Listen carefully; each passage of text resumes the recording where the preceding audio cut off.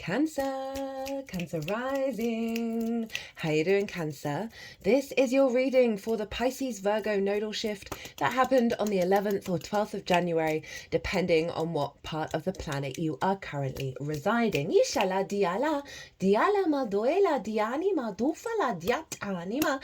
My name's Chloe. I work with card divination, astrology, and as you just heard, and as you can see, I channel multi-dimensional energies through my body, both in the form of physical and vocal light language, and this brings in healing, attunement and activation codes to the messages that come through in this reading. So we're breaking down the Pisces Virgo nodal cycle. This is a 1.5 year long transit. This is why this video is going to be longer than my usual lunation transits. But before I crack on, I want to do a bit of housekeeping. So Mars is retrograde in your sign, my loves. It's finished its retrograde motion in Leo.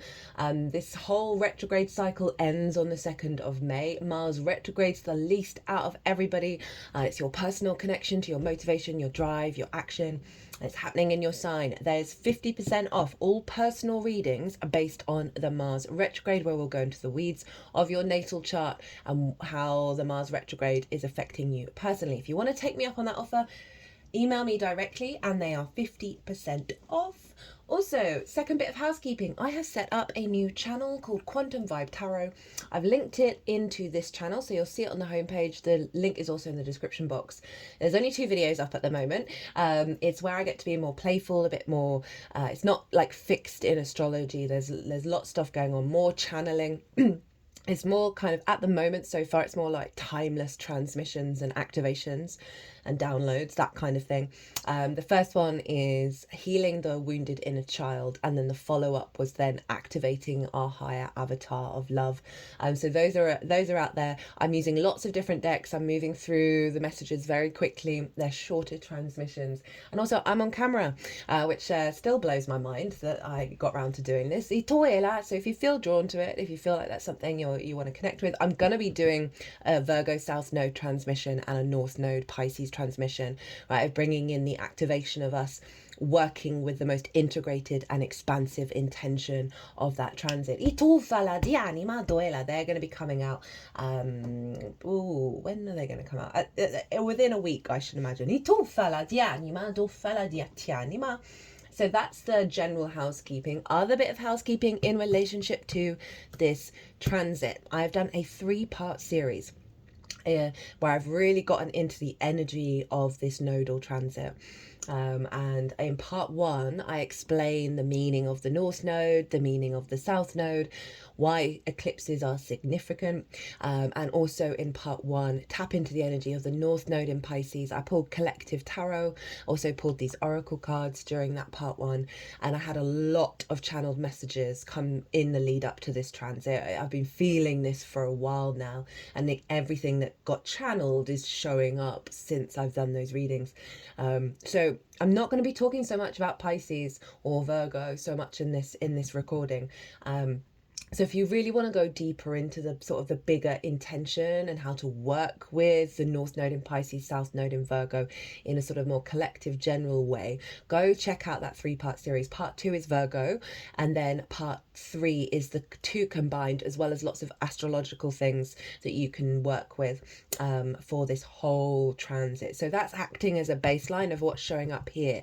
Now in this reading, I'm going to be focusing on the houses that this is showing up in, not necessarily those sort of the more detailed transmissions that I was getting in that 3-part series. So that leads me to say I read for the rising signs. So for those of you who do not have Cancer in the 1st house, where your ascendant is, which is called the rising sign, look to what house it does fall in. Look to the themes of that house, and you want to apply those themes along with all the other meaning you've got going on in the sign of Cancer to the messages that come through in this reading, because it's as if that Cancer energy, wherever it falls in your natal chart, has now energetically moved to the 1st house. So the astrology and the houses I'm going to talk about of the rising sign will always link in. You've just got to add on your own natal chart meaning on top of it. for example, I have Cancer in the 12th, and I have my EQ, which is kind of like what your ascendant would be from the equator, in the sign of Cancer. So I'd apply the themes of that to what comes through in this reading. As always, take what resonates and leave what doesn't. At the time of recording this video, the ascendant is in Cancer. So we're doubling down on that Cancerian energy. The moon's up in Scorpio, coming up to a trine with the North Node in Pisces. So we're getting a lot of support coming in through for you, my loves. Now, let's get into the weeds of all of this. Now, firstly, I'm going to be pulling 4 cards on the closing out of the previous nodal cycle. That was in Aries and Libra. Now, Cancer and Capricorn were being activated in that transit. So I'm going to be pulling a card for all of the cardinal signs, and obviously one of them is you, my loves. We'll also get the card at the bottom of the deck to see what, and this is after everything that you've learned over the last, since July 2023, what's now being activated now that the nodes have moved out of there, and now the nodes aren't funneling energy into that direction. And then I'm going to get into the Virgo energy, and then we'll pull some cards for Gemini, and then we're going to do Pisces and pull some cards for Sagittarius. At the end of the reading, I am pulling 1 card from 4 different oracle decks. And so this is going to bring everything together. So, North Node in Aries. Okay. All right. Well, you got a bonus card. North Node in Aries. Which was in your 10th house of life purpose, career. Career doesn't have to be life purpose, it can just facilitate it. Visibility, reputation, how the big outside world sees you, right? This is where I see a tree in the natal chart, and this is the top of the tree that the leaves are striving towards the sun, because the 10th house is always where the sun was at the peak of its arc on the day that you were born. So big sun vibes. So you have the North Node. North Node is the head of the dragon, right? This is striving and hungry and yang energy. It is heading into new territory, how amplifying that house, you know, really breaking into new spaces. It's what we're hungry for. It's what we're striving for, right? Where we're headed. And so you had that in your 10th house of life purpose and career. So you had a real focal point of shifting into a new space when it comes to your life path, when it comes to your career, when it comes to visibility and reputation. So you may have felt that got amplified. You also may have felt like it was all work, or all focus on the life path, because that North Node amplifies the energy. It makes it big. So there's a lot going on there. It's pulling you in that new direction. And so it was really, really helping you if you've had any blocks in the lead up to this around career, around how you feel about being visible, right? Some of us don't want to be seen. Some of us feel like we're never seen, and it all kind of stems back to a lack of self-worth, doesn't it? And you really would have been shifting and moving away from those kind of paradigms, right? And having more confidence walking your individual path. Now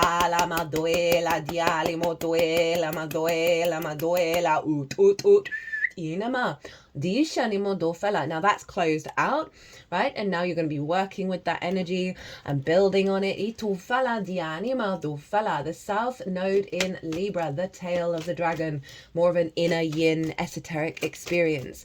The purging, the releasing, things falling away, right? The letting go of it all. And with that letting go, we then refine and bring depth and nuance to what is left, what actually will serve us moving forward. It's a place we feel comfortable, and so therefore we're really, as I say, being able to bring that refinement and that depth.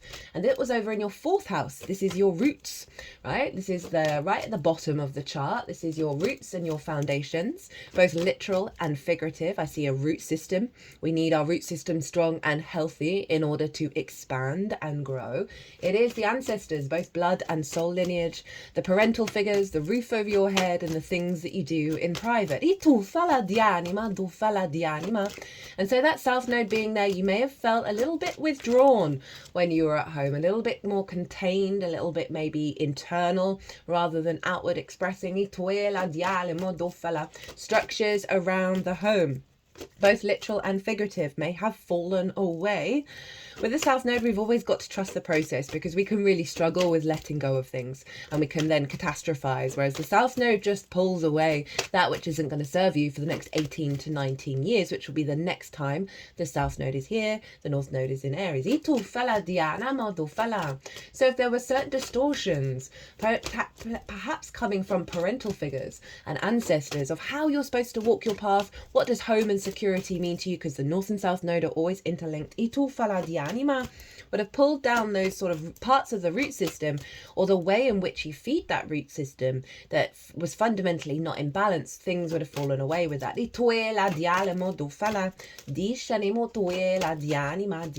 had perhaps a big focus on career energy, so it may have been work.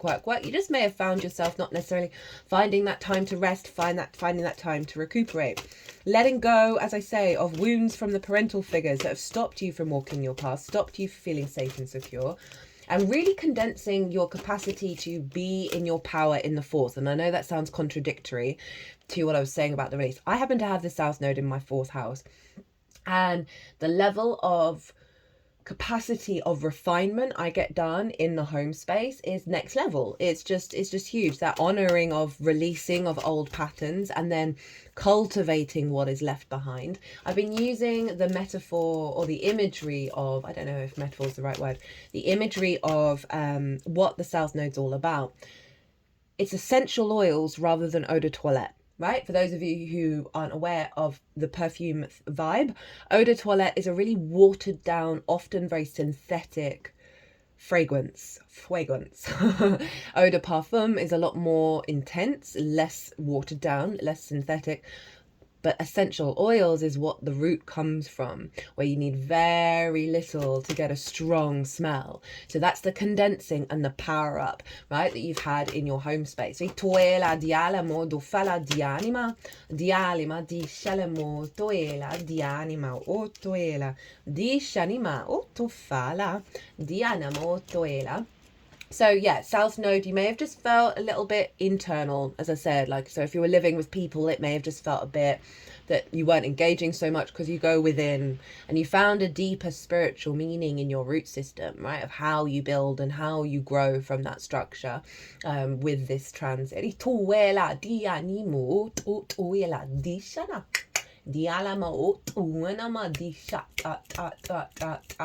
Now, Capricorn was where the North Node energy was manifesting and building. So eclipses activate, right? They start cycles. Now Capricorn squares both the North and the South Node, both Aries and Libra, but it was acting as the North Node manifestation. So all that amplification of life path, of career, was funneling into your 7th house. Now the 7th house is the house of the other. This is one-on-one important relationships in your life. So this can be business partners, one-on-one clients, intimate friends, long-term committed romantic relationships, as well as your relationship with Source. So you are funneling the intentions, the activations of where you want to be headed. What does your career mean to you? What does your life path mean to you? It was all funneling into your one-on-one important relationships and activating through there. So for some of you, it may have been meeting a business partner, right? Or working at a better level with your business partner, or working together in terms of your career. For some of you, this may be a heightened connection with Source and seeing the clarity of your connection with Source because of you've activated a cycle of really getting on your path, right? And then Source is coming in because you're in more of a higher awareness of your soul's path, and so your connection to Source is being amplified, and you may have just found yourself working in tandem with Source in regards to that life path.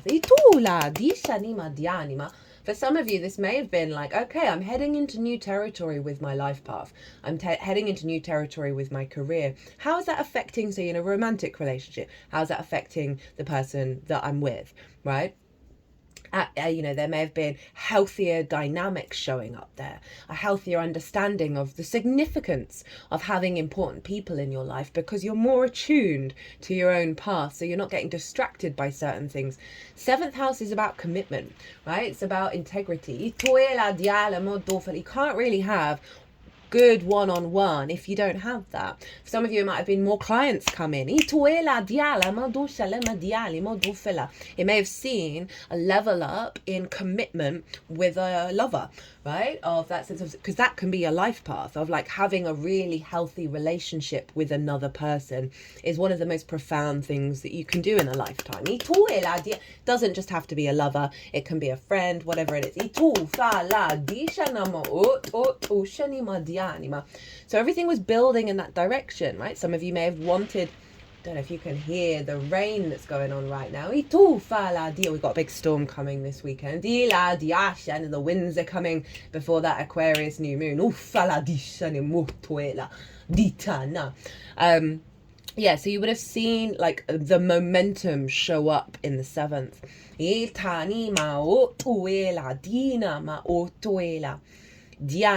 For some of you, it might have been that your path got shifted because you had to engage with another person about it, and actually that led you to what you really need. Cancer, my loves, you know, regulars, you know, I have been talking about this throughout this transit. So you were acting as the manifestation and building of the intention of that Libra South Node. So you would have had kind of South Node energy around you.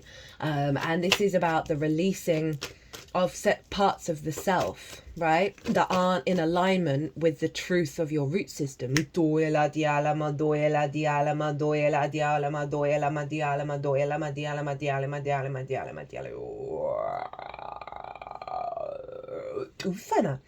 Just had some energy just zoom up from my root out through the crown.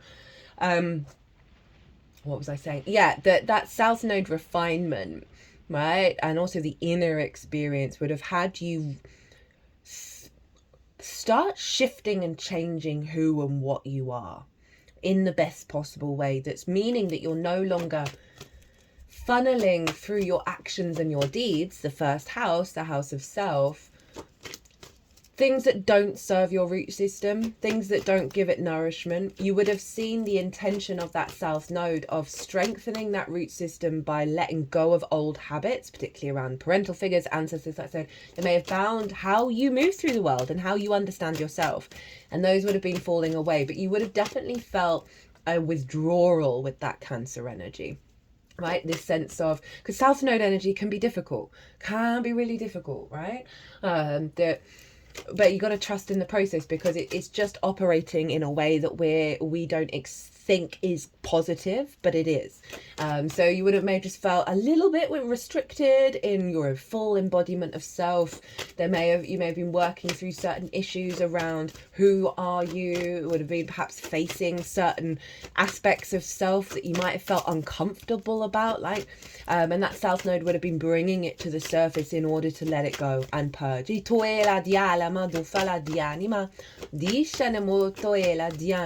a very profound transit you've just gone through. They're all in angular houses, 1st, 4th, 7th and 10th. They are the pivot points of the natal chart. They make the foundational cross, right? So when we have transits here, it's a big shift. It's a big shift. Okay.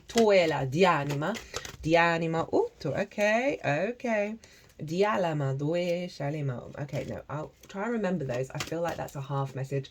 That was Queen of Swords and the 5 of Pentacles in reverse. So recalibrating how you understand yourself away from a sense of scarcity.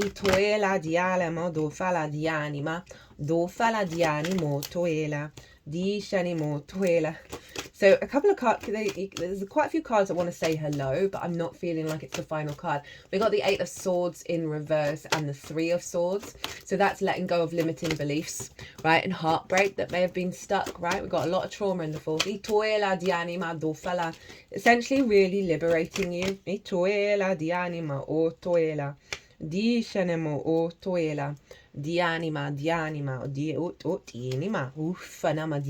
So let's get into the tarot.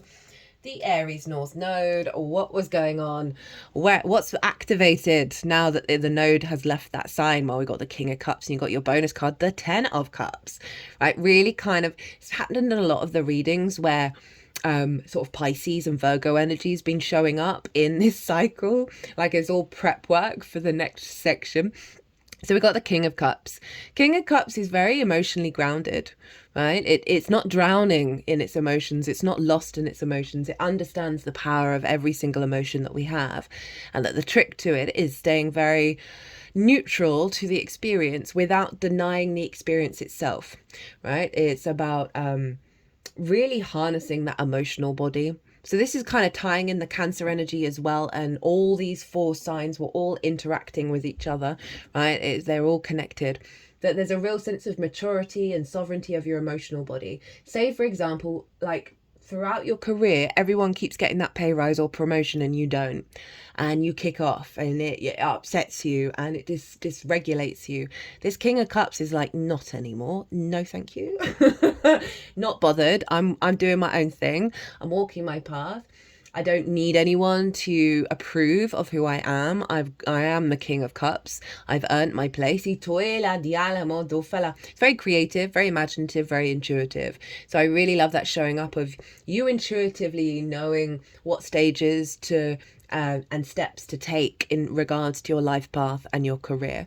And then it's coming up with the 10 of Cups, and this is big 10th house energy. This is when we see our internal world expressed outwardly, right? This is when things are going well, we're seeing it manifest externally to us, right? It is the happy family. That is just a representation of things that you desire that are not just to do with you, well, that are external to you. So that can be getting the house, going on a year-long holiday, right, of traveling around the world. That's the sort of 10th house energy where you're in emotional alignment and you're seeing that reflected externally.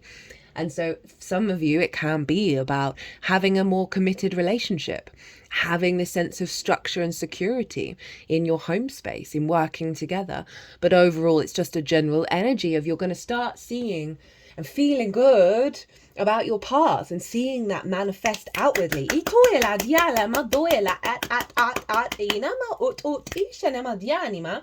Right, the Libra energy.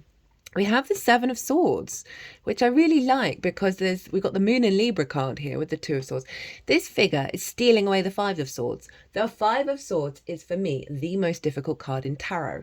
It is the bully victim cycle. It's about domination and subjugation. It's the glee at winning and the glee at other people losing, right? It's the bully in the mind, the bully at externally, the victims, right?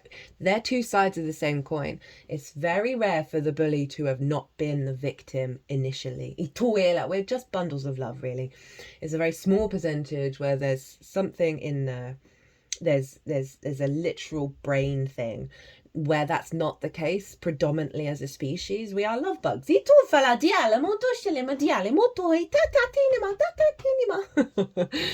felt very insect-like in a very small way.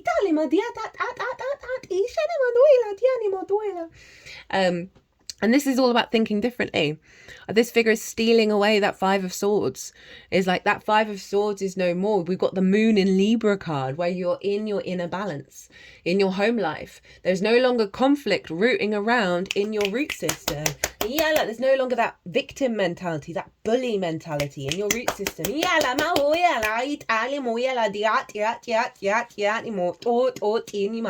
And instead you've got pure Libra energy, the truth of you now that you're in this new realm, right? In this new landscape, and established a strength of inner equilibrium. I mean, I think that's really powerful when you've got the parental figures and the ancestors in the 4th house, right? Because we can hold a lot of space for a lot of difficult energy there when we think it's to do with us and we think it's ours when it's not. And this genuinely feels like a lot of that has been taken away. I'm not saying all of it, but a good amount of that where you're no longer getting bothered by the same things you would have done before.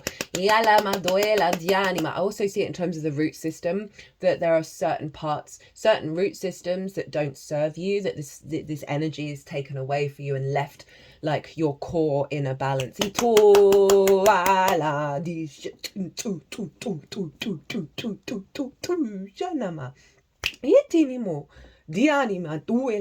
also activating your capacity to think differently from your root system, which is going to allow new possibilities and new situations and unfolding that may have been locked before. If you've been in sort of a rigid mindset of what's possible, now there is this, it's the color of the sun, it's a big yes card, right? So it's really opening you up to possibilities. My roots, they've been wiggling my body, my root system's been wiggling a lot, which I feel I'm here for. So the Capricorn energy, Four of Pentacles, right? This is, in terms of like the 7th house, this is about a sense of strength and security, and also a sense of sovereignty, right? So often we can get distorted by the other, right? Whether we run away from it, or we codependency, or we forget ourselves, right? Or we're too much of ourselves and we don't give any space. This feels like a combination of very grounded, stable, sovereign interaction with the other, right? Where you're able to build together, where you are more yourself with the other and you're able to create from that space. Because the usual way that I interpret this is a very protected energy. This figure is no longer being distorted by the city, by the outside world, right? It's able to create from its own frequency and build from a place of security and structure. But we're dealing with the other, so it really feels like building with another, that right, with the 7th house, so often we can forget that we're individuals, right? That there are two people wanting to come together to co-create rather than like disappear. So this is the honoring of each party and your ability to build with that moving forwards. I also see this as a real strong connection with source, right? Your connection with source has got you into a place of sovereignty, so you're able to create and manifest. And again, also that business partner, the client energy, if we take it outside of, you know, more non-professional relationships, that what's going to be coming through is going to give you this sense of security, right, in terms of the physical realm. Like you're building for the long term. For Cancer. Now remember, we got the Queen of Swords, and what was it? Oh, I've completely forgotten. Anyway, the most important part is one of the cards that was winking at me was the Queen of Swords. I think we then got the 8 of Swords. I'm trying to remember what came with that Queen of Swords. Was it the 5 of Pentacles? I think it was. Sorry. But we've got the King of Swords as the final card, right? So you've gone through that process of realizing and letting go of scarcity mindsets, letting go of feeling that it's the same old cycle, right? And now you have clarity. Now you have clarity and a sense of sovereignty. You've got 2 kings showing up in this reading. Very powerful, right? Of you knowing what the situation is and not feeling distorted, right? This is a real, your capacity to act on the truth of who you are, right? And really manifest from that place. And not lose sight of that. So at the bottom of the deck, overall root energy of all of those 4 signs combined, 9 of Pentacles. This is Venus in Virgo. And this is all about, and this is so appropriate for all the houses we've been talking about. This is about being able to make the right decisions that bring about a holistic life. Happy home, happy work, happy friends, happy lover, happy life, right? She's made the right decisions that have got her into this state of abundance and being able to enjoy the downtime while also enjoying the work, right? So there's a real sense of capacity that you've brought in, where you're not being burnt out from one direction, right? There isn't hyper focus in only one part. You're in a more of a flow state when it comes to your capacity to manifest each part of this in union with each other, where there's more alignment. Right,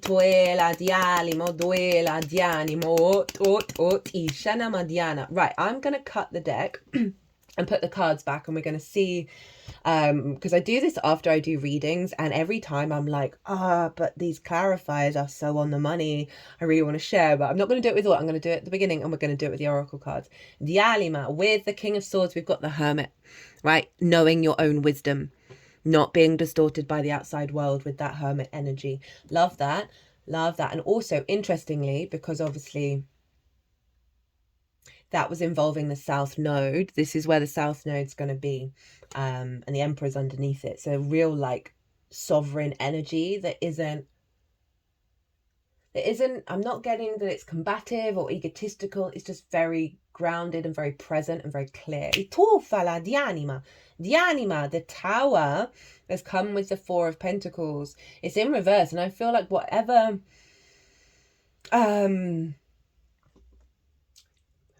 that you're not being destabilized with the other in the same way.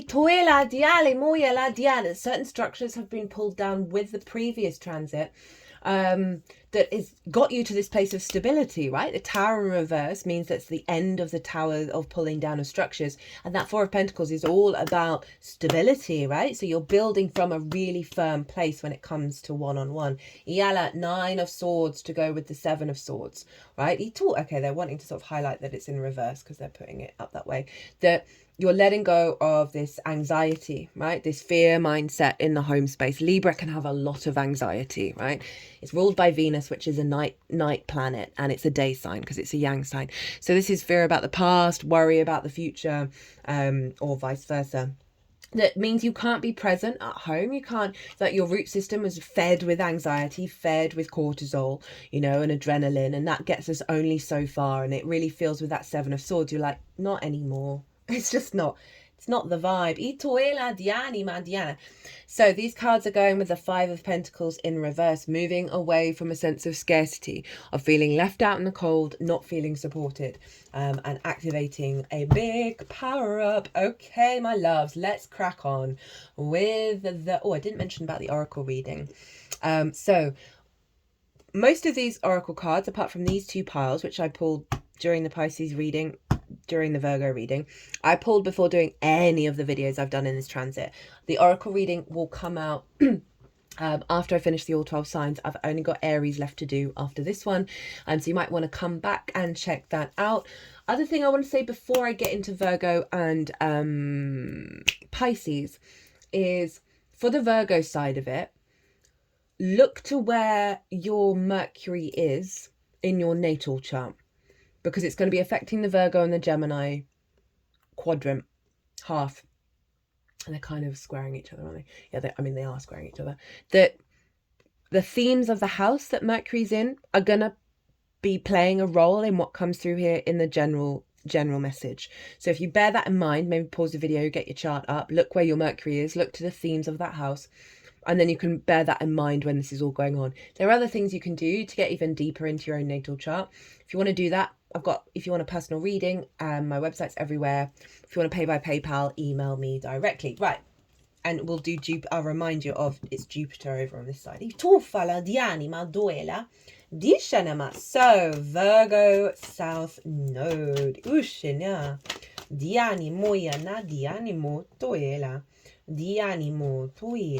We have this in your third house, right? This is how you find meaning in the day-to-day. It is it's the house of the goddess. Okay. How you find meaning in the day-to-day and the little things, right? In the washing up. The more that we do that, honestly, I see the third house as a massive gateway to the bigger picture. The more that we're able to find that joy, cultivate that meaning in the washing up or whatever it is, the sort of mundane, I've got to go and do this again. Going to the shop, all that kind of stuff, your local community. The more that then resonates out in the rest of the chart. This is also about learning new things, short distance trips, siblings, as well as the lens in which you communicate through. So the South Node is there, right? Again, it's the tail of the dragon, the letting go, the purging of it all, the inner experience, the withdrawing into the internal world, right? To find a deeper meaning. So you may find yourself not wanting to communicate at the same levels that you have done. You may just find like you're just not reaching out to friends or communicating to people in the way that you have done before.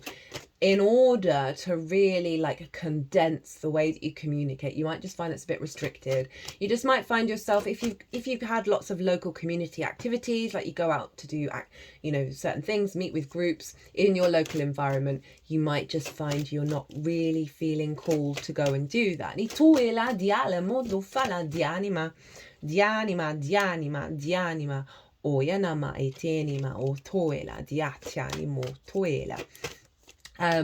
What else with the third house? yeah, you may find yourself, if you've got loads of trips planned, short distance trips, that they don't kind of work out, that there might be issues and things just don't seem to be manifesting because Diala modo fala, it is the letting go of it. It's things, it's restricted. I tu fala di animo toela, dishanemo. Okay, interesting. Dishanemo toela, di anima o toela. What else did I want to say about this? So there may just be just a withdrawal away from all of these things. And the whole process is, you know, like I said earlier about the Libra South Node, is in order to condense that frequency, right? You may find yourself that you really end up refining the way that you communicate, the way that you understand and process things, and the way that you then express it. Because you've kind of not externalized all of that activity, it's been all going on internally, that you're just going to elevate the way that you communicate and really refine that. And with that kind of process of withdrawing from your external day to day, right, whatever that looks like for you, whether it's going and playing some sport or going to the local community center and doing certain practices, you may just find you're just pulling it all internally, and you may be doing it more not out in the world but more in the internal spaces or at home. And that's going to really help then you put into practice finding meaning, right? It's gonna just it strips us bare in order for us to really work out what's important to us. Now,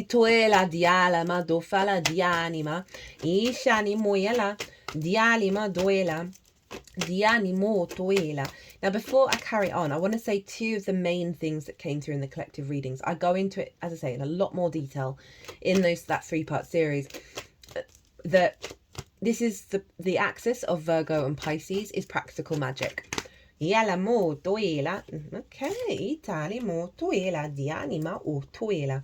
and that is letting go of the hyper criticism that Virgo can have, right? So releasing a lot of that in order, and the planning and the control side of Virgo in your day-to-day. You're going to find a lot of that just falling away in order to activate the magic of Pisces, which I'll get to. Also, another thing with this is don't push at things. If you're finding that there's resistance to something, go do something else. Or soften your energy. Soften your energy and then see what your intuition is guiding you to do. Because it's not about pushing at something that's resisting. It's about being in a flow state with this transit. It's about trusting in the process and being aware that Source has got your back, right? That you don't have to be in a fear state. One thing I've been practicing quite heavily in the lead up to this transit, and I saw in the close lead up and following, every time I had a fear or a worry or a judgment or a criticism in my head,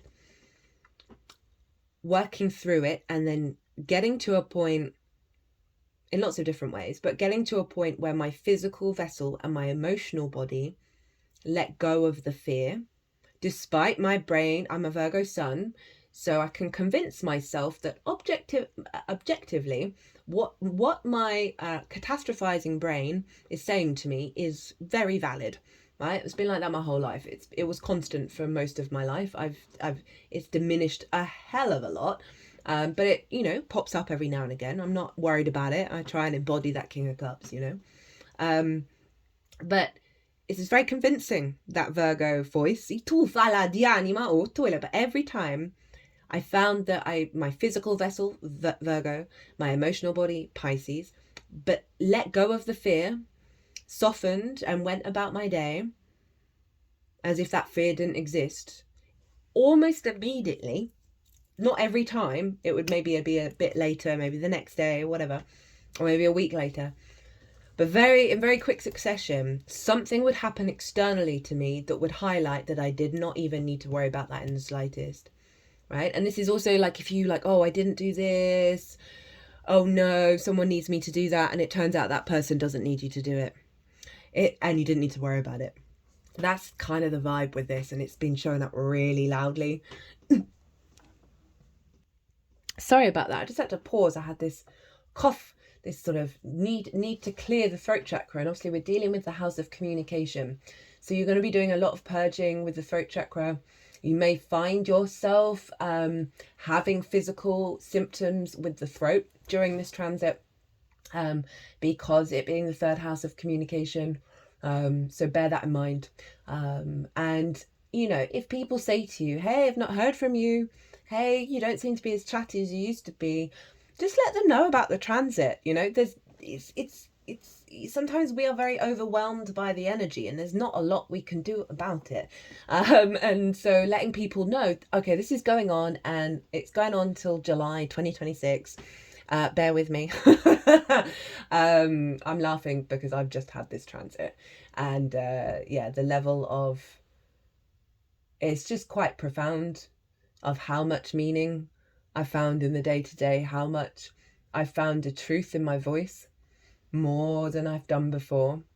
And so these are the things that the South Node is creating space for. Itoela, dialamo, doela, dianimo, doela, dianima, dialima, dialima, dialima, dialimo, yalama, dialamo, doin, dalemo, doela, madin, madushanima, diatianima. Right, let's get into the tarot. So what is the intention? What is the intention of this transit for you, my loves? We've got the High Priestess and the King of Pentacles. Boss energy here. Love this. It's kind of talking about what I was describing about softening, right? The High Priestess knows that she is drawing towards her that which brings fertility and abundance, but she's not having to control it. She's not having to plan it. There's a knowing within her that she's going to be nourished, right? And her needs are going to be met. So really kind of highlighting what I've just been talking about, of like, let go of the fear, let go of the control, and your intuition is going to be amplified. You got to trust in the unfolding, that there may be certain things that happen where you're like, what is going on? It's the South Node, but there's going to be a follow-up. Let me just, okay, I'll talk about the examples that happened to me a couple of days before the nodes change signs. So I'm a Leo rising, which is why I've just experienced what you've gone through. And now the South Node's moving into my second house, which you'll have next. And the second house is about regular income. And so as an astrologer, I was like, yeah, I know there's a possibility that my regular income is going to diminish, right? Because of that South Node. And a couple of days before, a fellow Leo rising spoke to me and said, I'm really sorry, I can't hire you on a regular basis anymore, because she had lost some regular income. It was just wild that one Leo rising was diminishing the regular income of another Leo rising. And in the past I would have been quite fearful about that. I was, you know, it's income, it's regular income. But I didn't at the time. I felt really serene. It felt very aligned. I'm also aware of that South Node, but even still, I still would have expected, even with that awareness, to have a physical response of fear, but I didn't. And then the next day, I got a phone call from someone who wanted to commission me, right? And so that's the North Node up in Pisces. So there's a real sense of trust going on here, and surrender, that don't worry when things fall away, because actually what you really need is going to come through. But I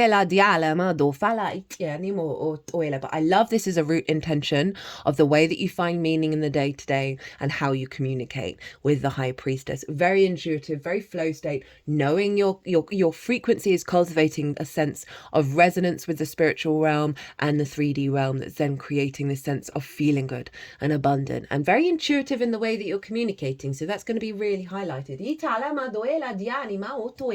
Then the King of Pentacles, right? Love the King of Pentacles. King of Pentacles is all, before it was the King, it had a bright idea that everything we do is an act of creation and an act of abundance, even if it doesn't turn out to work, right? It simply, in its essence, is an act of abundance and an act of creation. And because it held that mindset, right, it then started creating abundance around it, right? and became the King of Pentacles. So this is the bigger intention, right? This figure of your sovereign nature, feeling good about your 3D experience, feeling good about the meaning you're finding in the day-to-day, your capacity to take good action in the day-to-day that's creating abundance. Very mature and sovereign in the way that you communicate, but it's coming from an abundant frequency rather than a restricted, confined frequency. I love this for you. Because I know regulars I already say to you, that transit that you've just gone through is very significant. You're not going to have it for another 18 or 19 years. And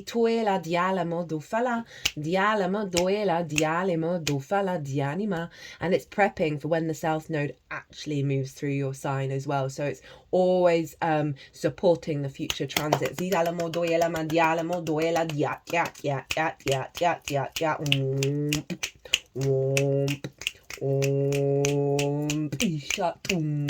that's not going to be for a while. We got Leo next. So it'll be in like 3-ish years.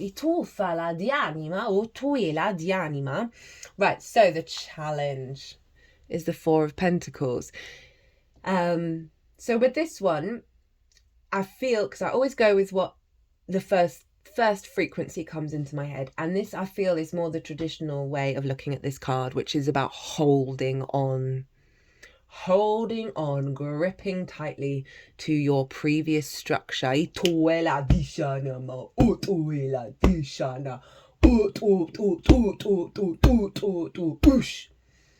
Whoa, okay. That this transit's not about holding on. This is about really being open to letting go.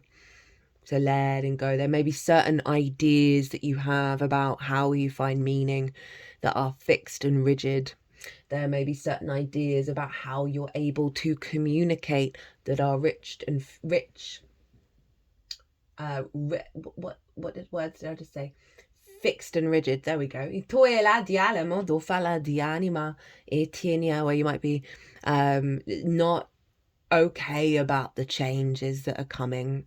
Right, let me just get another card. Right, speaking of which, high changes, high Ace of Pentacles.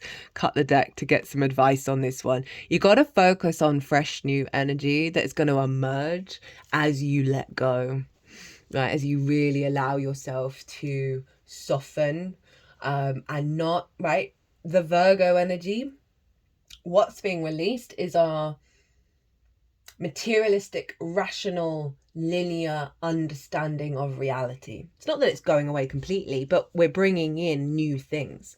But we can hold on very tightly to that idea, right? And so that kind of applies to any area where it comes up. That there's something that helps us feel safe, because Virgo, very observational, right? That's served us to survive, that is being dismantled. And if you hold on, it's just going to pull harder. I'm really sorry. That's just facts. Be open to the release. Be open to change and adapt. You're going to be building from the truth of yourself, but that may feel very unfamiliar, and it's going to emerge a deeper understanding. It's going to emerge something that isn't rigid.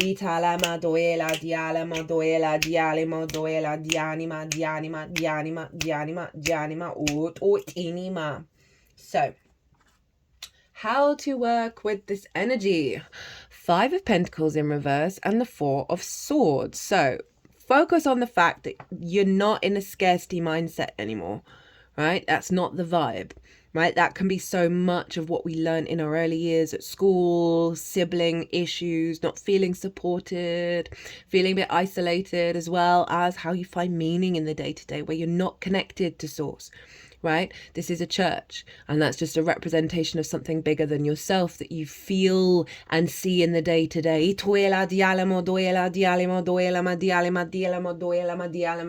Very mantra-like, the energies that have been coming through in these readings. All very understandable, right? Of, okay, well, I don't feel connected to any of this spiritual mumbo jumbo, but it is just generally just finding that that deeper connection to something bigger than yourself and knowing that it's there. So it's saying you gotta focus on that there is a dynamic coming in that may actually feel very unfamiliar, because you may feel very, very much this, and allow that to reverberate through you, that you are safe and secure, right? You are connected, and this is going to be activating that connection because it's the third house of communication as well. So you're going to have a clarity in your connection to source come through, but it's going to be stripping you bare a bit. It's doing that with everybody, right? It's one of the reasons why I'm like, oh, the South Node, we just got to trust it, because it's disarming. It really is. Speaking of disarming, we've got the Four of Swords, right? This figure is inside the church, right? They know that they are being held by something bigger than themselves, right? And they're able to be in prayer, they're able to be inward and in a state of meditation, whatever that looks for you. And the Three of Swords, which is that heartbreak, that grief, the perspectives that distort the heart, they're no longer in the heart, right? So again, it's this awareness. Oh no, there's a frequency here that isn't to do with the old agenda. And it's saying, hey, give yourself some time by yourself. Give yourself some time. Acknowledge that there's a bigger thing going on, whatever that means to you, whether that's God or the universe, whatever phrases you want to use. Because in this process, you're going to find your truth, right? You're really going to find your inner truth and the way to communicate that.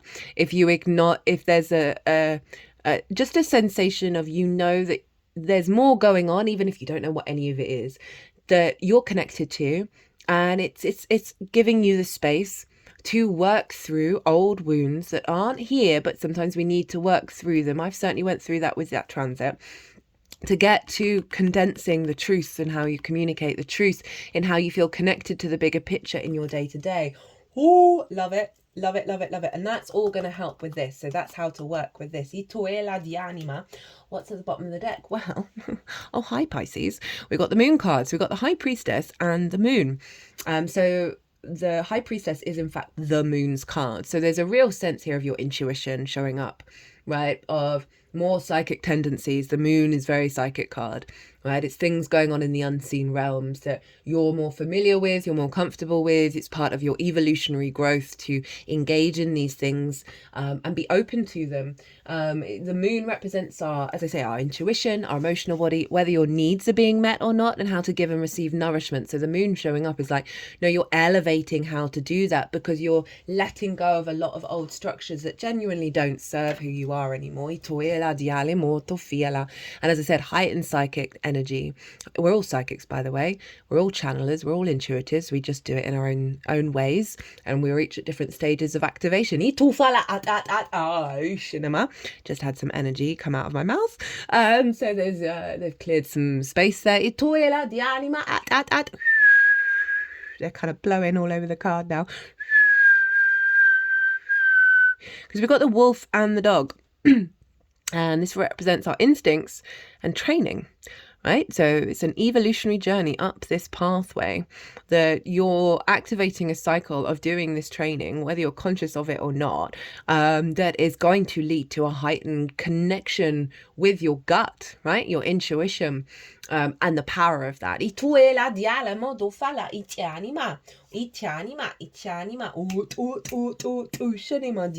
Right, we're going to get some cards for Gemini, because Gemini is now acting as what you had in the sign of Cancer. Where the South Node in Virgo is manifesting. It's over in your 12th house, your hidden house, your house of mysteries, right? In this is the unconscious realms, things going on behind the scenes. And in those unconscious realms can be trauma responses, limiting beliefs, distorted love languages, all of that good stuff can create anxiety, depression, loss, grief, isolation. Fun times. Underneath those fun times is, in fact, the magic of your soul. And that is the cosmic joke. That's too many. Go on then. Go on, my loves. Is the magic of your soul. And this is why it just highlights how the universe is a cosmic troll, because this is the reason why you see in a lot of book religions, a lot of spiritual practices, that it's the inner work, because we've got so much conditioning, both collective, social and individual, that then imprint in our unconscious spaces, that then govern us, that we can be disconnected from that magic of our soul. It can feel very personal to you, the 12th, but also very hidden and not integrated from the rest of the chart. So you're going through a level of, through this restriction of your communication, your outward day to day, right? It means you're getting a level up of working through the difficulties of the 12th. It's a very mature energy, the South Node. And so you're going to be working with those unconscious responses and finding that you're naturally coming to conclusions and releasing them because of the restriction of communication outwardly. It's now turning inward. Also that sort of the things, structures pulling away in the sign of your third house of schools and siblings, you know, those kind of wounds from when we were young, of like that may have had imprints. All of that is going to be, you're going to find that all being pulled away in your 12th house and strengthening and condensing the magic of your soul and your connection to the Gemini energy. Dianima, ianima, et inima. Dianima, dishanimo, toela. Dianima. And, you know, really finding that more spiritual connection, as I say, to that magic of your soul and not hiding from it. And so it really does feel like there are certain, and whether they're a part of your conscious understanding, because this kind of restriction energy of gripping on into certain modes of communication and how you understand stuff, right? That it can often come from previous lifetimes where you've been in certain structures, societal structures, that shame certain practices, right? For really no good reason.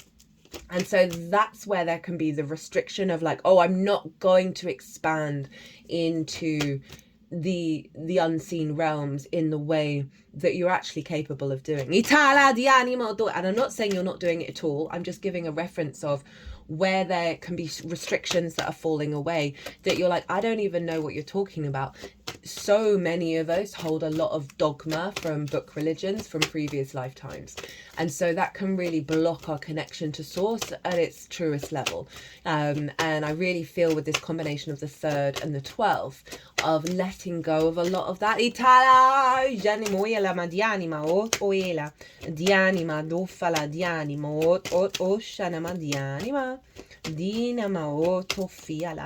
That's going to allow more space by releasing a lot of that unconscious energy in the 12th.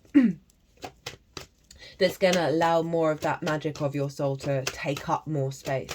Also in terms of distortions around how we communicate as well. You know, if you think about how the love languages can show up in the unconscious spaces, which means we might not communicate in a healthy way with people in our lives, right? Definitely see a lot of that being stripped out, right? I've certainly in this own transit that I had with the Libra South Node, of stepping into a place of strength in my own voice, where in previous times I might not have said this or I might not have done that for various reasons. I was like, okay, no, this is not what's going on here. Ooh. Ah. And I found myself in vulnerable situations, or at least situations where I felt vulnerable, and I pushed into them. Admittedly, that was a yang energy, so of Libra. So trust the flow that comes with opportunities where that may happen, rather than trying to force it. But do allow yourself more space to explore different ways of expression, different ways of finding meaning. Really be open to that, right?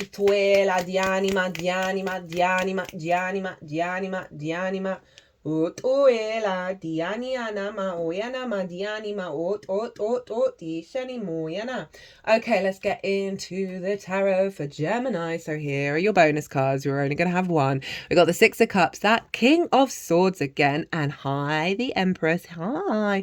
So not only do you have the King of Pentacles, who has the Golden Scepter, but the Queen of Queens. So this is big, abundant energy that you're going to be stepping into after probably, I mean, it's going to be different depending on your chart, after going through a predominant energy of this cycle, because we need to let go of things first, but the intention is to bring in abundance. That Six of Cups, love it. Love this for the 12th, because this is making peace with the past. This is seeing the blessings in the loss, in the failures, in the wounds, in the grief of it all. You know, because there are flowers growing out of the Six of Cups, which follows the Five of Cups, which is all about grief and the sadness of things that have been and are no longer, right? This figure is the biggest house in tarot. So there's an element of safety and security here in your unconscious realms. That's big. Like, a lot of our wounds are running around there. And for you to feel emotionally in balance, and having the wisdom and the maturity, South Node energy is very mature. For my own experience, I've come out of this and I'm like, whoa, those unconscious spaces are not messing with my head in the same way, right? There's a real resonance of power in a healthy way that I feel in regards to that 12th house. It's not dominating in the same way. It's supportive now. So there's a real sense of your emotional body being at peace, being in balance, being in harmony, understanding the situations that have happened in the past are resources of inner peace now. Letting it go. This is also, you know, this can often be about past life energy, but I can feel like it's your connection with the magic of your soul, right? Of that root energy within you, and your ability to be open to receive that at a higher level from a place of security and safety.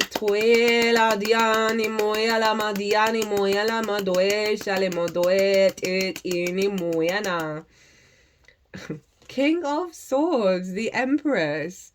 I love the King of... I love this, all of these cards for the 12th, because this is clarity in the unconscious realms, a sense of truth, a sense of sovereignty and maturity of how you interact with that space. And the Empress of feeling good, feeling creative, finding it a fertile landscape, right, in order to create from.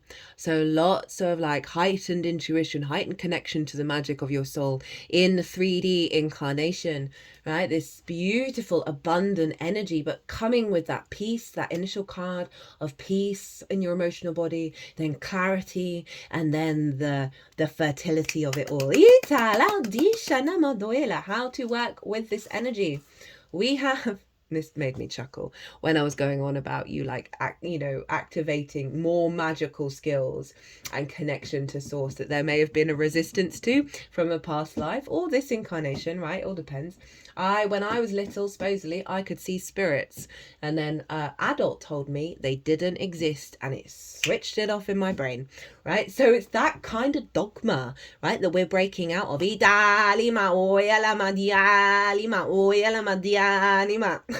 My root chakra was being wiggled then again. So this is as within, so without, right? This is how to work with this 12th house energy of, like, as I said, a lot of spiritual traditions, a lot of book religions, it's the inner work. So remember that South Node is manifesting here. The energy's pulling and building up in your 12th.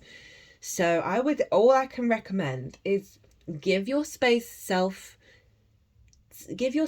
space and time to do the inner work, to recalibrate the inner world. You're not going to have this transit for another 18 to 19 years, because in that process, you're going to let go of a lot more, right? When we work with the energy, we amplify. So as within, so without.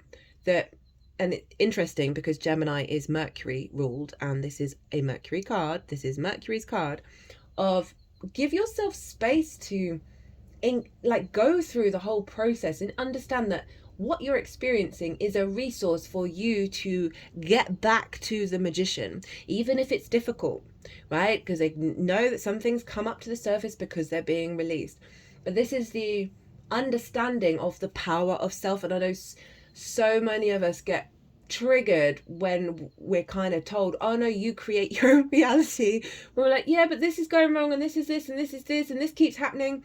And it's like, well, yeah, you create your own reality, but also some of your reality is very much dictated by certain soul contracts that you're not consciously aware of, past life energy that you're not conscious. There's so much going on, but the more that you go inward and the more that you open up space for this refinement, right, and this letting go and this cultivating of the inner world, you are going to see the results show up externally, right? It is going to get you into your power to manifest in those unconscious spaces what it is that you actually desire. They've just put my fingers at the baseline of my hair, my back of my head, and they're shaking the head.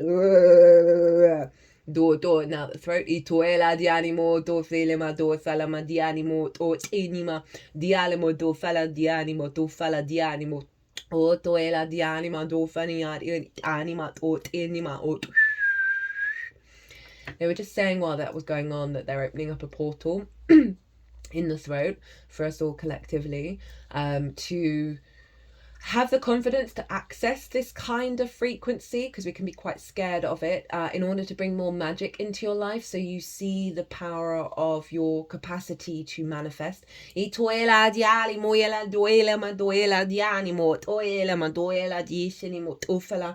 then you're going through some training here.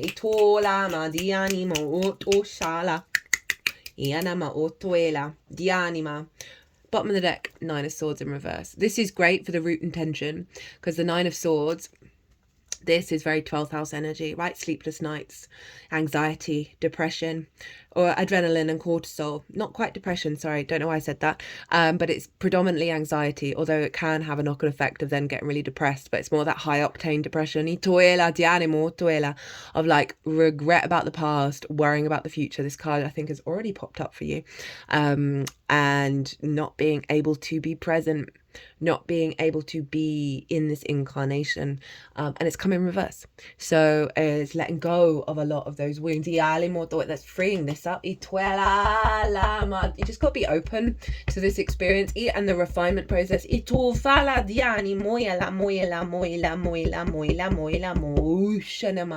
really curious to change.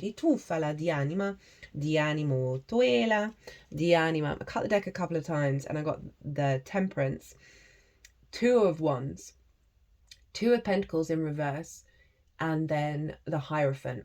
And in a nutshell, it's what they're asking, well, what they're suggesting is you are going on an alchemical process. It's going to take time, Two of Wands. It's going to get you out of the hamster wheel, Two of Pentacles in reverse, and get you to be in an embodied state of the spiritual meaning of your existence. Now that doesn't have to be connected to any religion, any spiritual practice. It's simply a deeper resonance of meaning in your incarnation that you embody and you feel confident in.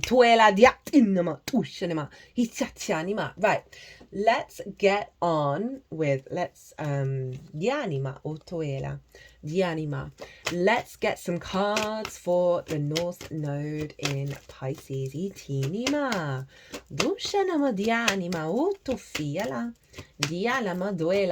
In the 9th house, the house of the gods, right? Your perspectives. Perspective is the key word for this house. Your morals, your ethics, your philosophies, your connection to book religion, source, nature, science, all of these bigger matrices that you know you're a part of, and you're figuring them out. What do they mean to you? What do you want from them? Lol. What do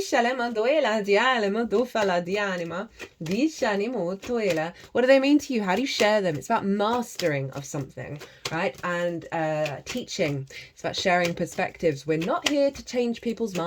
That is entirely up to them. We are just here to share. Sharing is caring. And it's also about going and living somewhere unfamiliar to you for a longish period of time in order to what? Broaden your perspective. Now, a longish period of time and living somewhere unfamiliar, it's often linked into foreign travel.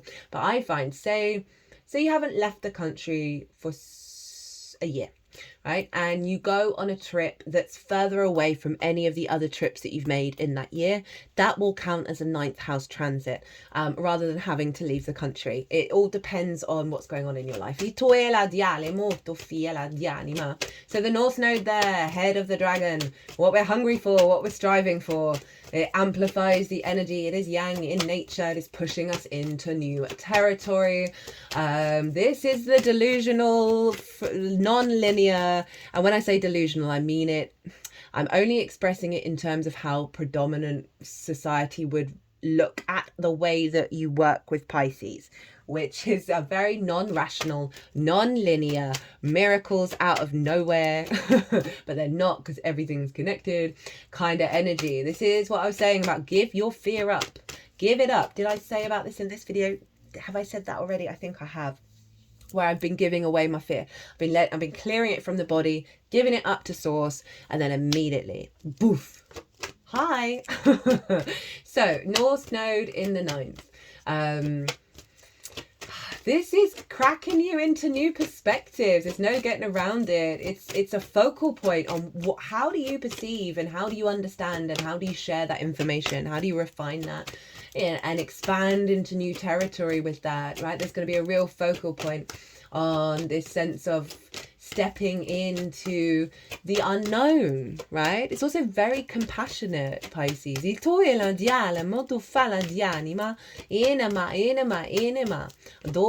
it's, you know, you're going to be spending a lot of energy with this focal point. For some of you, this may be about mastering something.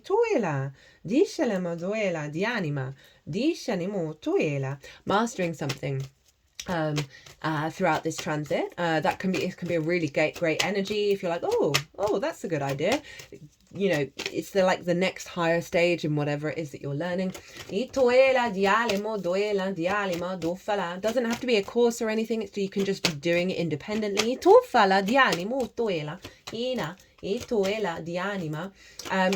You may find yourself going and living somewhere for a longish period of time that is unfamiliar to you. That can be on the 3D as well as the multi-dimensional plane.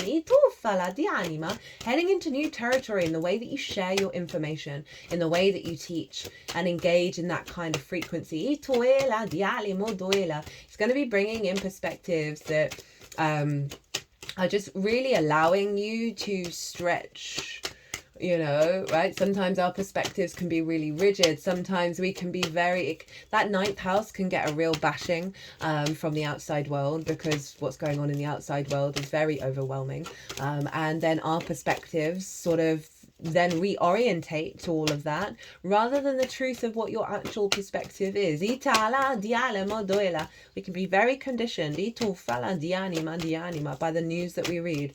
And the North Node moving through here is really helping you get out of anything that may diminish how you perceive your reality.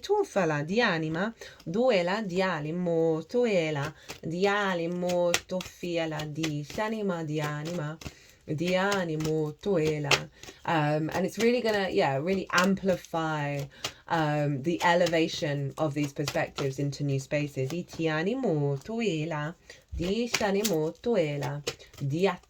Allow the magic, right? Allow that to come in, that sort of non-linear frequency.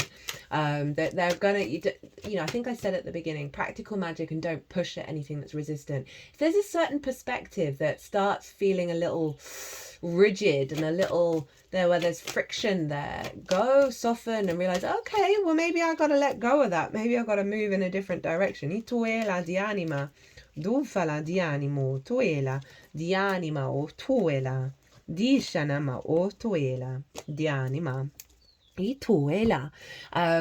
What else with that North Node up in the ninth house? It really is like taking you to an elevation in the way that you perceive the world that may feel unfamiliar, right? It will be based on what's already within you, but it's just taking it to the next stage. The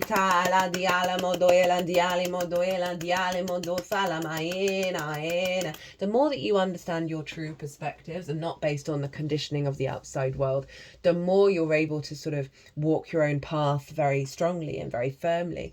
For some, it might be about letting go of wounds And that's also showing up in the South Node around whether your perspectives are received by anybody else, right? That can have us get our heckles up. We can feel very isolated. And with a North Node moving through the ninth, you don't care about that anymore, legitimately. And not in a negative way, like I'm right and I'm always right. No, always be open. But it's when like, when there isn't a resonance and connection of feeling you got to be on the defensive a bit, or as I say, feeling isolated. You're just not. Right, what is the intention of this transit for you?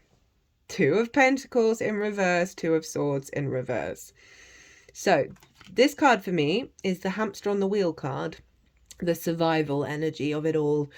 Got to keep in that wheel, got to keep going, got to feed myself, got to have a roof over my head. Very practical, very, very finite in its expectations and perspectives of the world around it, right? It's in reverse. You're coming off the hamster wheel, Cancer, right? You're not seeing there's a shift in perspective around the finite nature of the universe and its capacity for you to engage in. You're bringing in more thriving energy, right, in the way that you perceive your environment. As I said, this Pisces energy is getting us to do a big trust fall, to trust that there are miracles for everyone.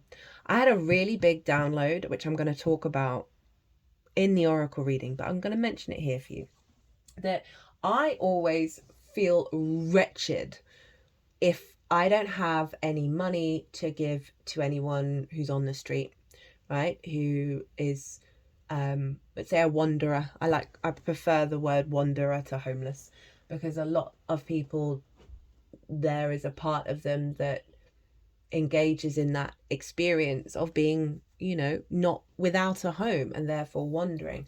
You never know what someone's experience is, whether it's through choice or not. But I always feel wretched. I hate myself if I can't give anything. Like, to the point that it's literal poison running through me. And it's absurd. And it happened today where I didn't have anything on me, where all of a sudden my brain went, but it's very egotistical response, to be honest. It let me know that I was acting from a place of scarcity, and that you are distrusting that person isn't going to get what they need. And that I think this is a really big collective message for everyone, that we're feeding the failure. You know,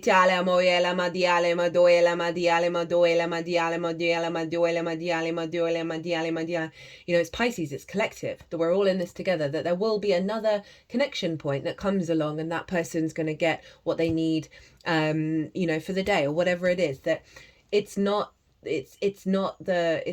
getting out of that shame space and that fear space is doing the world wonders, right? That by me being like, I didn't give it to them, so bad, that's bad, it's bad, they haven't got what they need, I'm just feeding that energy. And then after I had that download, my whole body felt light. My whole body was vibrating with energy, a very abundant energy, that as I let that download settle into me, I was like, it's like a flip switch. And I'm the first one to blame everything on myself. And that was just like, whoa. So things like that, right? Of the miracles aren't possible. That's the hamster wheel vibe. That's this world is finite. This world is only the material kind of energy. And that is not that. Two of Swords in reverse. Now, the Two of Swords in the upright is the moon in Libra. And this is about going inwards. This figure has left their homeland. They're now at a new landscape. They've had the long journey and they're thinking about, who are they now? What have they learned? Do they want to be the same person? Are they even the same person? And they have to go inward and figure that out, of like, who are you now in this new realm, right? Where what are you going to do? How are you going to operate, right? So often we can carry a lot of things with us that don't actually serve us. But it's in reverse. So it's letting me know that this intention of this transit is for you to know yourself at a deeper level in this new realm that is outside the hamster wheel.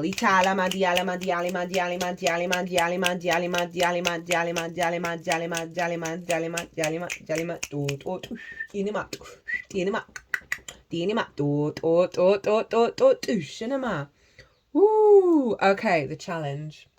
The challenge. Italama doela dianima do fala dianima. It's the world in reverse. So this card for me, the phrase that always pops to my mind predominantly is know thyself and the world will open up to you. Right? So in reverse, the challenge is getting to know yourself, allowing yourself to strip yourself bare and get to the root of what is really you.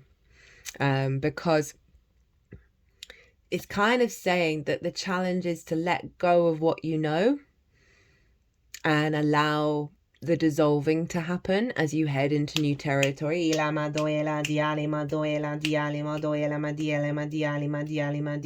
Also, what just came to mind while I was doing that was that it's the world in reverse. So it's this negative expectation of the world and your perspective and your connection to it.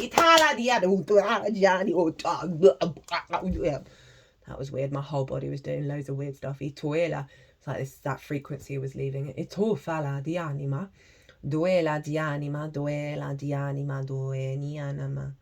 Di anima, oyanama, di anima, di anima. Oyalama di anima, duela di anima, di anima, di anima. Got the 5 of Cups. So I was asking for more support on that, right? Of this is the outlook, right? Of the grief of it all. It's very relevant for a lot of people in the 9th house. Of the joy that is no more, right? And that sense of heaviness, that sense of depression, that sense of, it's very stagnant, this energy, and that's not me being disrespectful to grief in any way, shape or form, but it is a heaviness, it is a emptiness, right? And this is what you're working through. Cut the deck and got the Sun, because I asked for advice with this card. Focus on freedom, focus on joy, don't feel bad about it. Don't think bad thoughts about being happy when not everyone on the planet is happy. I have that problem. Like, I struggle to accept that I have things, which is hilarious given the amount of crystals that are on my table. That if not everybody has them, I don't like anyone left behind, and I feel guilt for all of this. And that's something I'm learning to let go of, right? Because it's poison. And that's feeding into the matrix, right? So and the matrix that is a denser frequency that is about conflict and scarcity, right? That matrix. There are many matrices and they're not bad. I don't know why people have this twisted. That the sunflower always knows where to get the light. This is your inner child freely roaming. There is freedom. There's a yes energy here. So they're really wanting you to focus on that. Because that's going to be a bit of the challenge, to accept the miracles, accept the source's help, right? And source, that Piscean perspective. How to work with this energy and amplify it. We got the 6 of Swords and the Fool. 6 of Swords is all about limbo, right? Moving from troubled times with this sort of rocky waves and being guided. It's very protective energy. You've got 2 6s showing up, guided to this new calmer landscape where you can thrive, right? So what core perspectives are you going to take with you? So this is about, hey, let's explore other possibilities, other ideas, other perspectives. Be open to it. And with this focal point on which of them is activating thriving rather than survival mechanisms. And then we have the Fool, like big new energy, right? Operating from the heart space, right? Not being jaded by all the previous experiences you may have had. This is a fresh new beginning. And the Fool is a bit delusional. Arguably, the Fool is foolish. Because for most people, they're like, this person's about to jump off a cliff. That's not very smart. But the Fool knows that a new reality is going to appear. And this is what we're kind of doing. We're all being the Fool right now and going, right, here's the magical reality. What's going on? And this is guided by the sun, right? And it has the biggest mountains in tarot, and mountains represent the higher perspective, which always gives me such joy of like the Fool is the true way of being, right? Ituela dia, like the higher perspective, ituela, of not letting the conditionings from the past, from the environment. You're out in the world, the curiosity and the awe of existing. Ila diala madoela dianima dianima. So really clear message here, right, of helping you work through a very understandable energy of grief and sort of negativity about the world. And that might not be really loud for a lot of you, but it's clearly still a core block, right? And I think it is for us all collectively. And it takes habit, it takes practice, it takes training to recalibrate your frequency to that of the Fool, that of the sun. It's as simple as that. Dianima at the bottom of the deck. Your Stalker card, 9 of Pentacles. Is that the third time it's shown up? Dianima. This again, that sense of this is the root energy of this transit, is you feeling very good about your life, enjoying your life, in not being in grief state, enjoying the abundance around you without that shame and the guilt on top of it, which only just feeds into the old paradigms. This is a holistic life. She knows what decisions to make, and that's coming from a perspective of you are capable of creating a holistic life. It's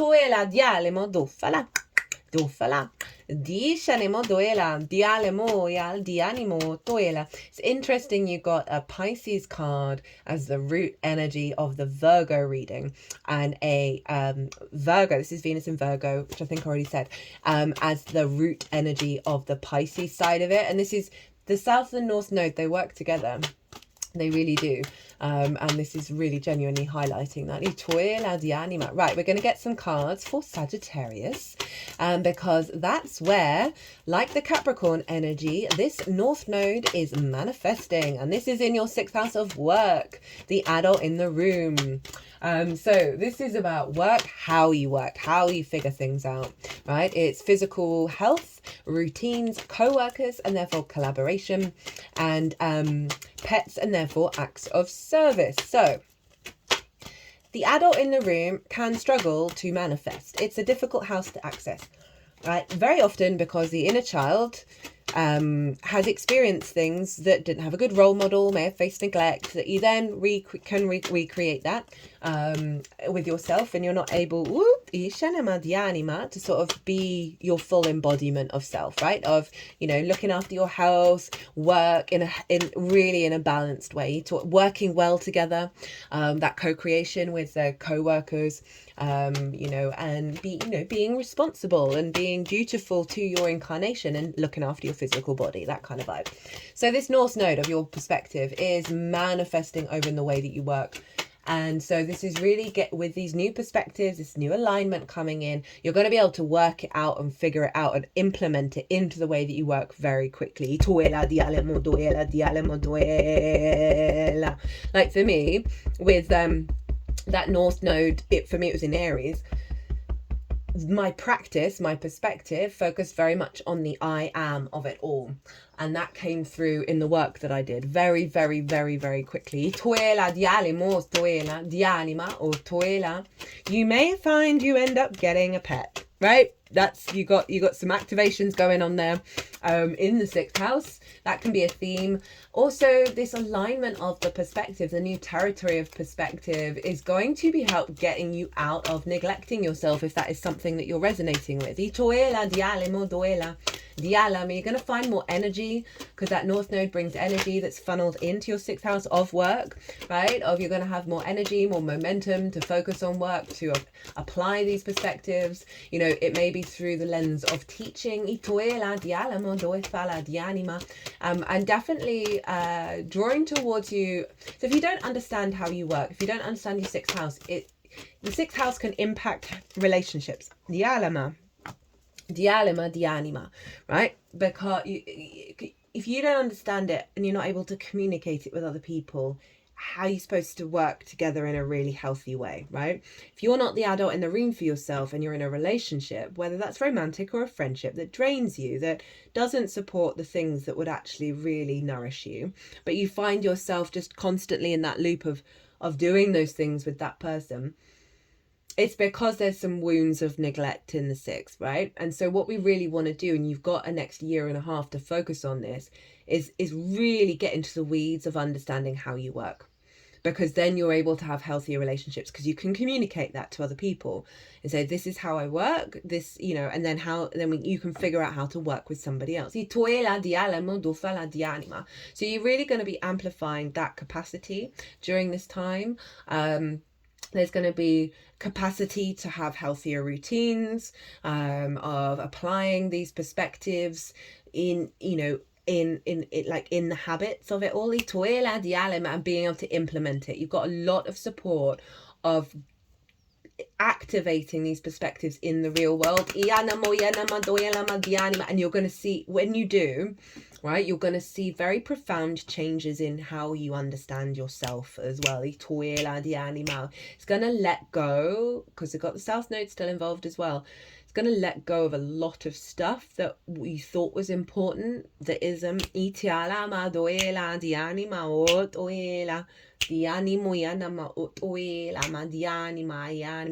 there's a real dedication to being the adult in the room.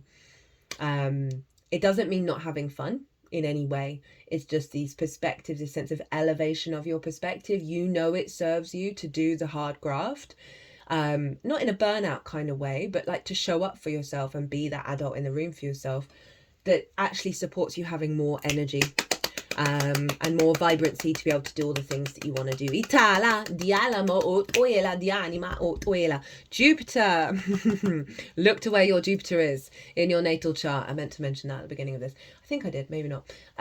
Jupiter will be influencing both Pisces and Sagittarius during this transit from your natal chart.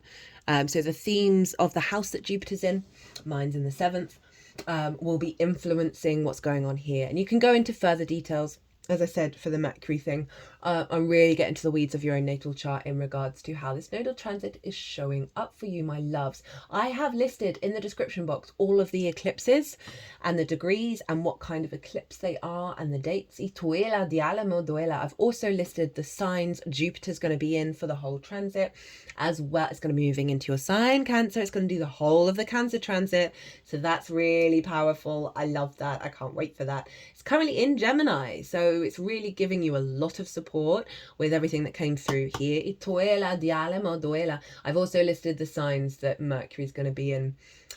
Started in Capricorn, it's going to end in Cancer, having done a loop and a half of the zodiac, which I find very fascinating, this opposition that we've got with Mercury. What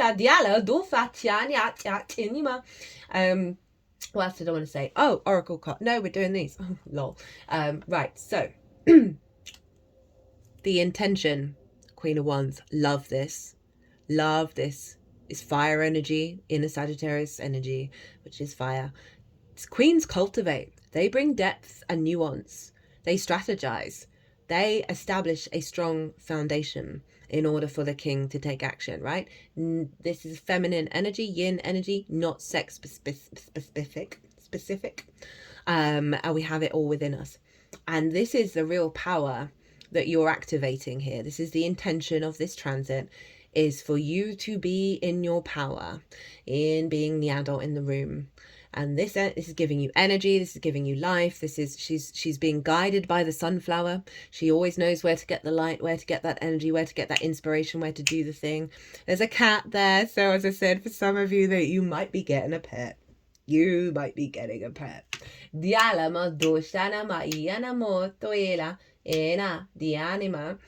Oh yeah, it's just on the cards. Let's just be real. But she's very independent. She's not sacrificing herself to anybody else. She knows what's important to her, right? And she's confident in that. And so this is a real sovereign energy coming in to your 6th house of being the adult in the room. But it's not about not having fun. It's not having the light, having the joy in your life. And it's, you know, this really healthy way of understanding the way that you work and the power of that, right? That you're then able to communicate with others without losing your sense of self in the process.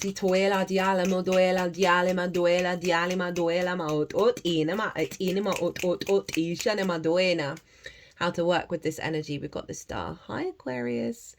So this is all about your unique frequency. They're wanting you to understand that you've got to figure out the truth of who you are at a deeper level, right? Because the more that you know that, the more you know how you work, right? And the more you're able to utilize that energy in a way that supports you, right? This is about bringing galactic and earth energy together. She is unclothed. She is not masking anymore. She's stripped herself down. So releasing a lot of those perspectives, right, that don't serve the way that you understand the world and yourself and how to work with it. I can see big magic coming in with this card, right, of working with the unseen realms for inspiration, right? Most all, I would say, I haven't gone out and done the survey myself, but predominantly that's where everyone gets their inspiration from, is channeling. And you know, we do that in meditation, and we get an idea, we get a and that is our co-creation with source. So this feels like your capacity to activate a level of co-creation with your co-workers that is allowing deep healing to happen as well, especially if you may have felt isolated from that and not getting the support that you need, as well as I said, that source energy, right, of infusing in the way that you work. This is the 8th house, this is Aquarius for you, and that is the relationship dynamics, and it's about your relationship with source and the resources from the outside world. So there may be something that's coming through from the outside world, whether it be resources or teams or a commission coming in, or you know, through your understanding the way that you work, you're able to then have healthier relationship dynamics, which is then drawing in a stronger connection with source and infusing it into the way that you work. But it is kind of nodding that there might be some healing work that needs to happen, right, of the wounds you may have felt, right, that is going to help you get back to your authentic self. Cut the deck and got the 8 of Wands, and this is alignment energy. It's also Sagittarius, it's Mercury in Sagittarius. So there's something around having a clarity of truth in what you're communicating, as well as being, they're kind of letting you know that things are aligned around this, that you don't have to push at it, right? It is things are in formation, but again, the more that you're authentic, the more you strip back those layers, the more that 8 of Wands comes through, of that authenticity of the fire, right? That you're going to have more energy, more vibrancy by doing that work. It's also about hopes and dreams as well. So, you know, let yourself be a little fantastical in, you know, you're like, oh, I want to work in this way, I want to work in that way. Be a bit playful about it, try things out, because you are bringing in a bit more magic than you normally do into the way that you work. Right, let's do some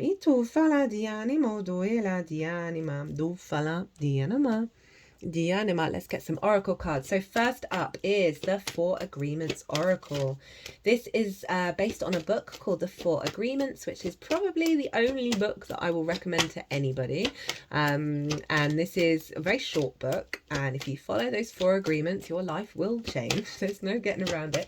It was written by a Virgo sun and given to me by a Gemini rising. So this is the card of what Mercury wants to tell you, right? And even though, you know, this is the Mercury side of it, it's for the whole thing, but there may be a focus just on this side. So what does Mercury want to tell you? Be impeccable with your word. Release the need to be right. So yeah, that's jogging my memory of things that I worked through, of really wanting to be impeccable with my word, and opening up places of allowing that ego to dissolve, of getting on the defensive if I was wrong. And these are things that, you know, I've been aware of and working with for a while, but I found that that was a real focal point with that third house South Node transit of all of a sudden you really do start to realize the impact of how you communicate and wanting to do better, right? When you believe something, you assume you are right, and you may even destroy relationships in order to defend your position.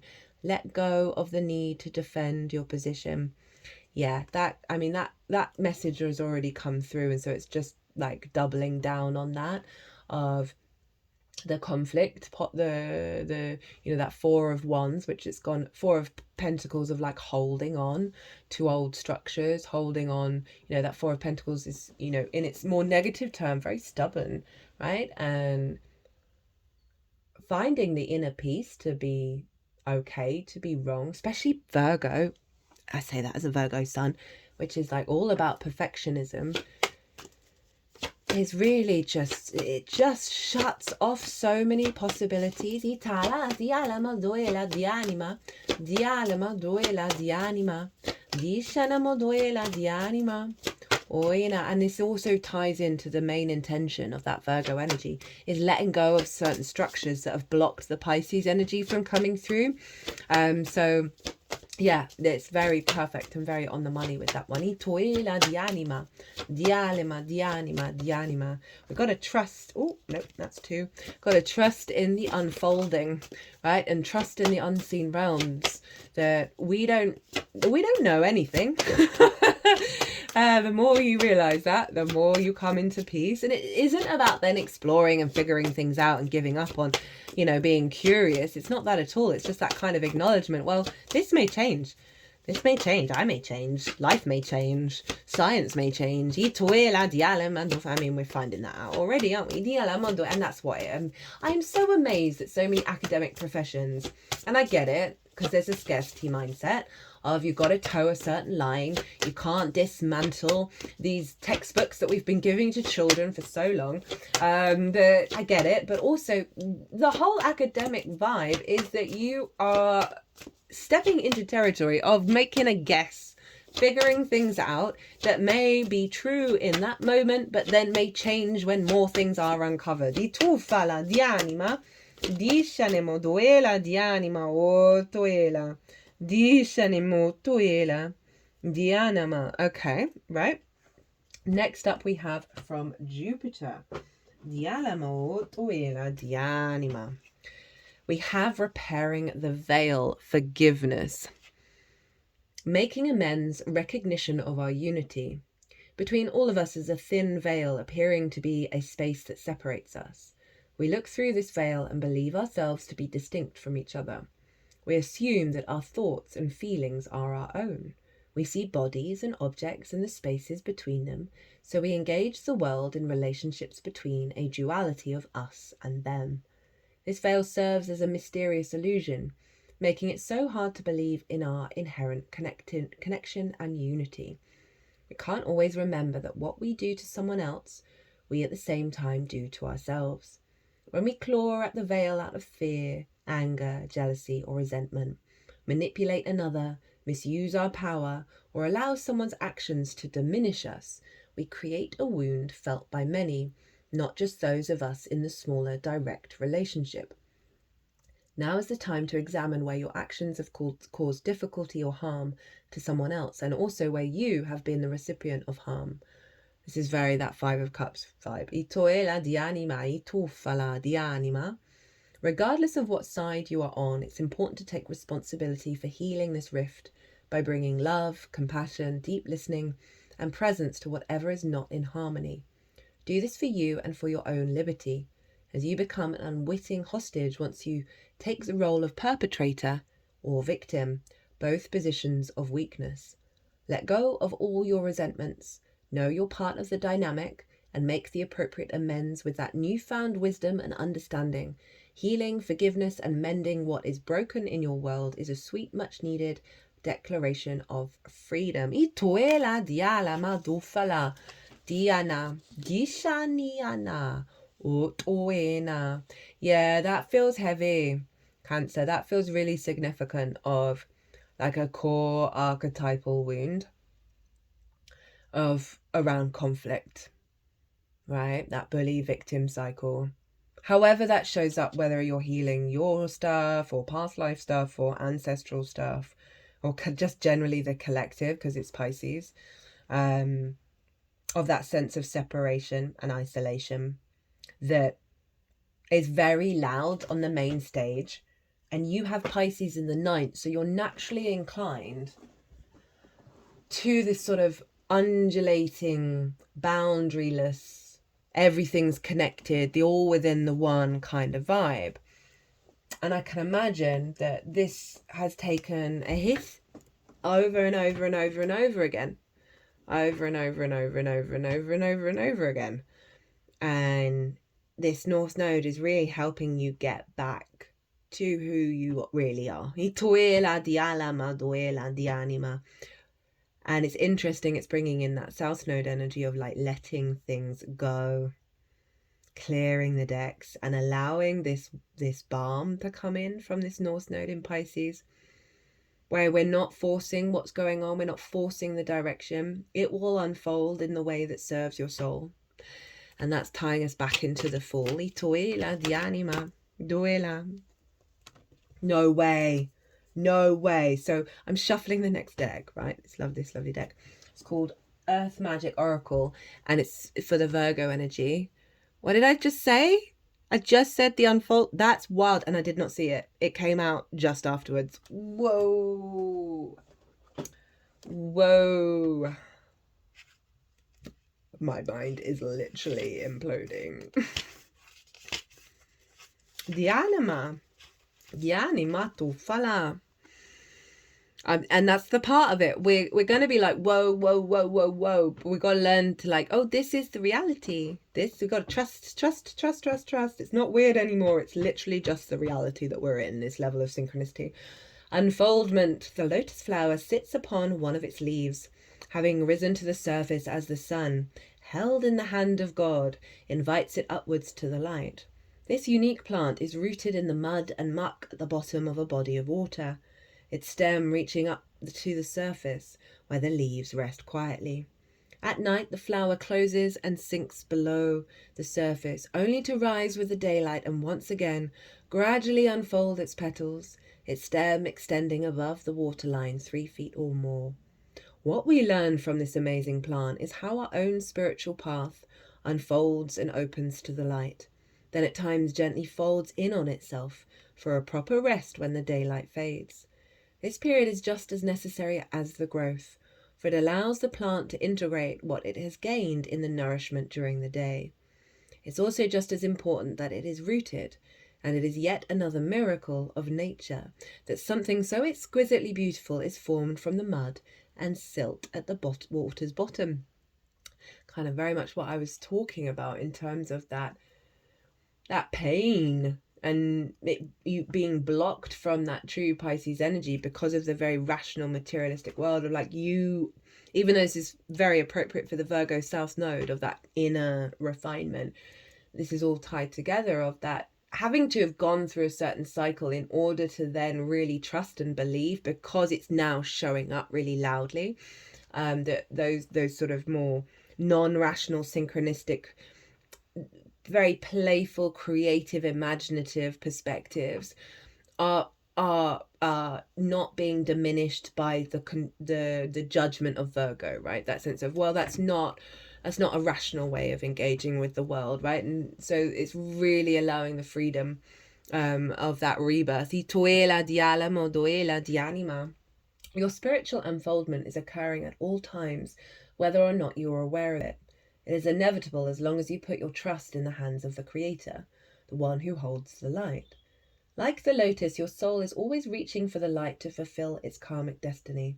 But even in that process, there are periods of darkness and times to rest. It is a natural cycle, one that cannot truly be coerced or halted. It has an innate rhythm of its own, one that is unique to the being that is you. You do not need to strive or be driven by spiritual ambition.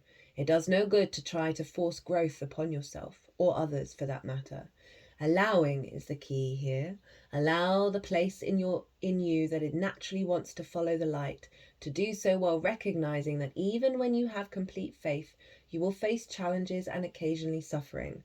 Your steady faith and love will guide you on your journey of returning to the light. Ooh, yeah, I had a feeling it would go in the middle. That feels actually predominantly more than any other sign I've read. The combined energy we got going on. Right, last card, and this is representing the Pisces energy. But as I said, all these 4 oracle cards are all milling around. This is the Keepers of the Light by Carl Gray. See if you want to come out again.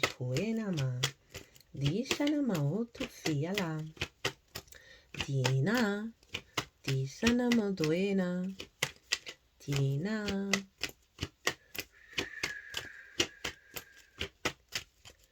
Dina. Ooh, ooh, ooh, there we go. So, hello, we've got the Holy Spirit for the Pisces energy. Dina. Expect miracles. Remember that only love is real. Miracles will occur naturally. Spirit has your back. Love it. According to the spiritual text, A Course in Miracles, the Holy Spirit mediates between illusion and truth. It is the essence that allows us to move beyond the illusion of fear or the illusions that our fear has created. It is the holiest light of truth and love that we can ever experience.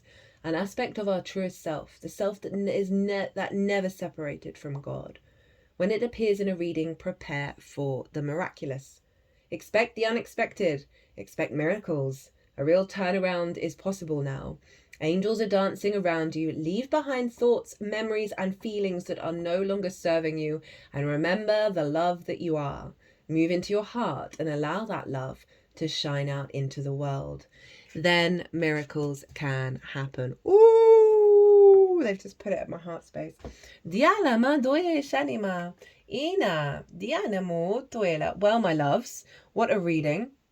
I'm just going to do what I did at the beginning. I'm going to cut the decks for the oracle cards and see where they want to go, to see what comes with it. We have Paul the Venetian, experiencing grace. Share your gifts with grace. Waves of inspiration and love are coming to you. I love that in terms of the Sagittarius energy of putting it to practice, right? And sharing the gifts that you're getting from that North Node in Pisces. They're just sort of clicking around the top of the head. And to my ears. So like from the crown to the ears. Almost like a horseshoe over my head. For like headphones, basically. Ooh, North Node does look like a pair of headphones.